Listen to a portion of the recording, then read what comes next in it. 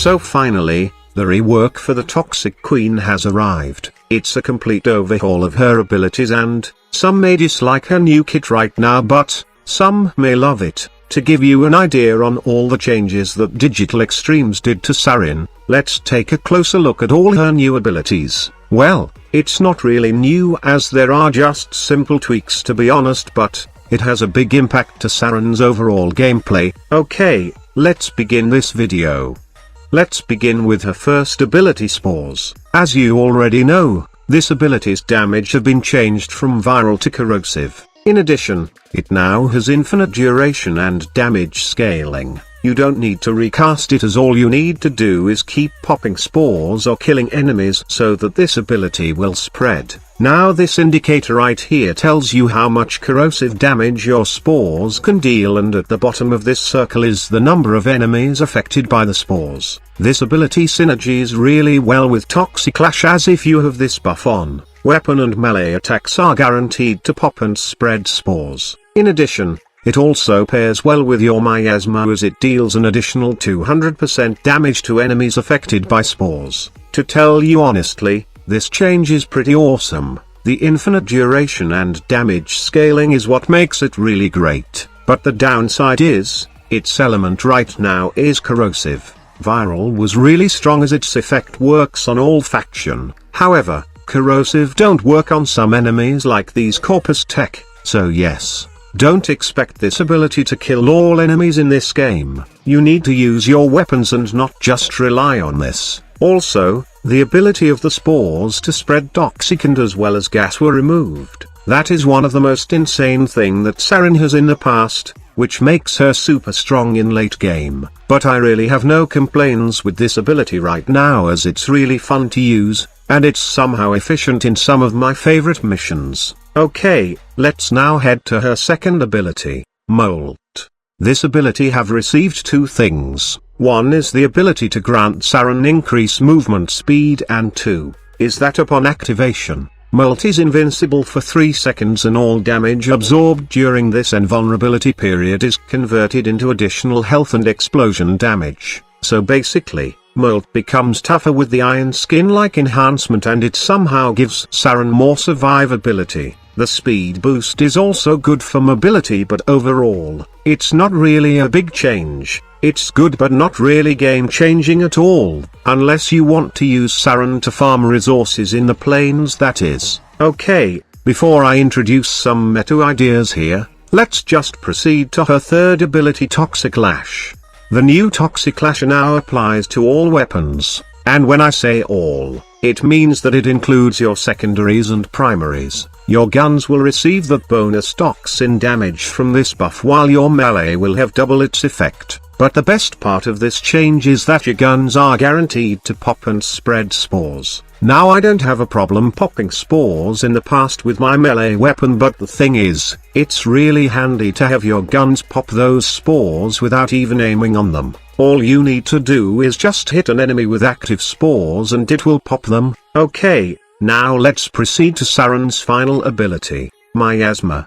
Its first notable change is from corrosive, now it becomes viral. The damage of this ability have been gradually buffed also, and it synergies really well with your spores ability, as when you cast this ability on enemies with active spores, it will deal 200% more damage. In addition to that, it will briefly stun the enemies affected by this ability, but it doesn't stun the same enemies hit by this. The duration and status will just be renewed but not the stun effect. Now aside from the ability changes, Saryn's stats and as well as some of her augments have received some changes. I will not discuss it here as it can easily be read on the patch notes. I will just leave the link to the patch notes on the video description below. For now, I will share my thoughts about these changes and some builds that I find really awesome for Saryn 3.0.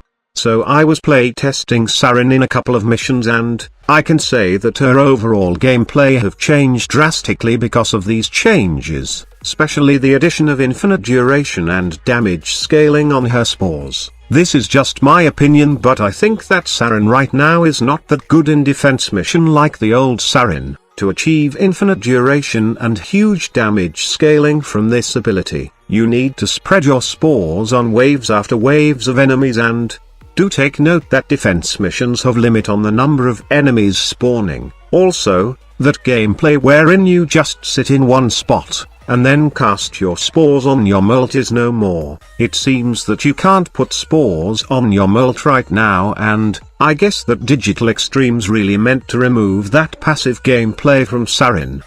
However, a spore Saryn right now is really amazing in survival missions. Well, it's pretty obvious why. It's because you get infinite amount of enemy spawn in this mission, and if you can pop spores constantly, then you can get the full benefit of this ability. Now, I did try Saryn in a couple of endurance runs in MOT, and so far, I can say that her kit right now is better than the old Saryn. I may have said earlier that molt changes are not that big, and yes, they are indeed small tweaks, but it helps a lot in terms of her overall survivability in this mission. In addition, spores are really great also in terms of stripping enemy armors. In actual gameplay, you don't really rely on spores killing the enemies alone. You will see how awesome this ability is if your mindset is lowering the toughness of the enemies and killing them with other sources.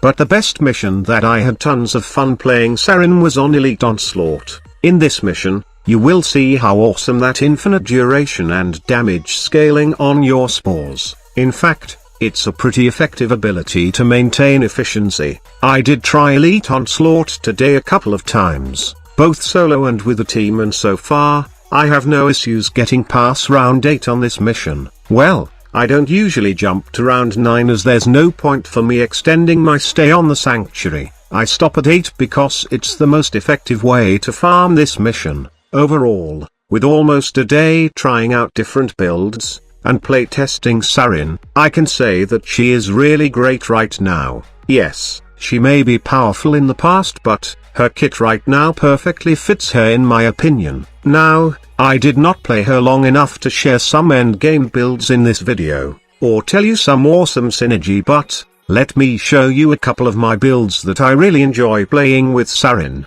So this is my build, and yes, it's a typical spore build with lots of range. You got to have lots of range to constantly spread the spores. It's pretty helpful especially in solo missions. I usually take this build in survival missions or exterminate missions, and it's a pretty great build which gives you that flexibility in using all her kit, and not just the spore ability. For the Elite Sanctuary Onslaught, I have to tweak this setup for a bit. I did add Quick Thinking and Hunter Adrenaline specifically for this mission for more survivability. Saryn have a really high energy pool, and I want to take advantage of that. I really don't care much about duration in Elite Onslaught, as I usually can maintain my spores in this mission even running it solo. However, always equip regenerative molt with you no matter what mission you are doing. This augment mod is really helpful in terms of survivability, and to tell you honestly, I can't go on a mission without this mod.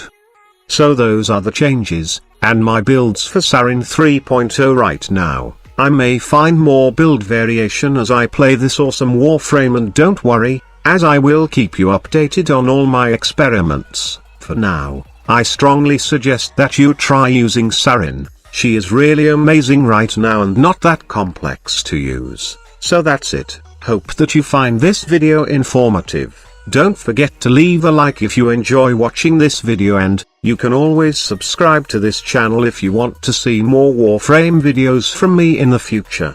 Do remember to turn on notifications to receive daily updates from this channel. Thank you so much for watching. Squad Leader signing off.